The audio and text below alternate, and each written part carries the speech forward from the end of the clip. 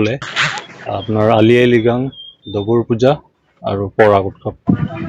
তো এতিয়া আমি ডবুৰ পূজাটো আমি 2015 চনৰ গোৱামুখ ৰুবাং তাৰমানে গোৱামুখ ঘোষণা পত্ৰ মতে অনুসৰি সমগ্ৰ মিচিং সমাজত জেঠ মাহৰ 15 তাৰিখে অনুষ্ঠিত কৰা হয়। কিন্তু আমি যদি ডিব্ৰুগড় বিশ্ববিদ্যালয়ৰ এই স্নাতক মহলাৰ দ্বিতীয় আৰু ষষ্ঠ ষান্মাসিকৰ যিটো পৰীক্ষা সময়সূচী চাইছোঁ, তাতে তেওঁলোকে 30 মে' তাৰিখে দ্বিতীয় আৰু ষষ্ঠ ষান্মাসিকৰ পৰীক্ষা তেওঁলোকে দিন ধাৰ্য কৰিছে। গতিকে আগতে ডবুৰ পূজা অসম চৰকাৰৰ দ্বাৰা ৰেষ্ট্ৰিক্টেড হলিডে দিয়া হৈছিল, কিন্তু বৰ্তমান নাই সেই সূচীত। গতিকে আমি প্ৰথমতে অসম চৰকাৰকো আমি এই চেগতে আপোনালোক ইলেক্ট্ৰনিক মাধ্যমৰ জৰিয়তে দাবী জনাইছোঁ যে এইটো পুনৰবাৰ ৰেষ্ট্ৰিক্টেড হলিডে হিচাপে ঘোষণা কৰিব লাগে।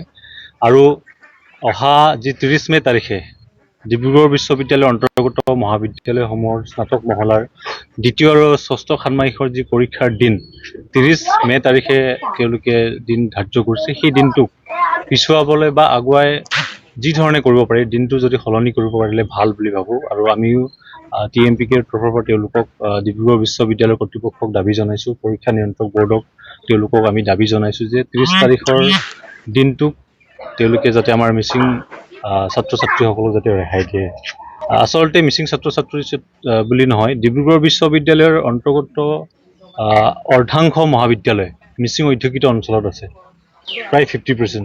গতিকে আমি বিশ্ববিদ্যালয় কৰ্তৃপক্ষক অনুৰোধ জনাব বিচাৰিছোঁ যে আমাৰ মিচিং জনগোষ্ঠীটোৰ যি ৰীতি নীতি পৰম্পৰা, যিহেতু সেইদিনাখন জেঠ মাহৰ 15 তাৰিখে আমাৰ সেইদিনাখন ডবুৰ পূজা বুলি ক'লে গাঁওখনত ডবুৰ সমগ্ৰ অসমৰ মিচিং অধ্যুষিত গাঁওসমূহত অনুষ্ঠিত হয় আৰু ইয়াতে গেনা কৰা হয় আৰু আমাৰ গাঁওখনৰ মানুহ বেলেগ ঠাইত অহা যোৱা কৰিবলৈ নাপায়। যদিও কোনোবাই তাতে অহা যোৱা কৰে তো ফাইন দিয়া হয়। আগতে বহুত কঠোৰ নিয়ম আছিল, কিন্তু বৰ্তমান শিথিলতা কিছু আনি পেলাই সেই ক্ষেত্ৰত অহা যোৱাৰ ক্ষেত্ৰত কিছু নৰম হৈছে। তথাপিতো আমি গাঁওখনৰ যিসমূহ লোক আছে বা আমাৰ সেইদিনাখন আমাৰ ছাত্ৰ ছাত্ৰীসকলে গাঁওখনৰ পৰা ওলাব নোৱাৰিব, তেওঁলোকে এই ৰিচুৱেলত অংশগ্ৰহণ কৰিব লাগিব, গাঁওখনৰ পৰা ক'লৈকো ওলাই যাব নোৱাৰে।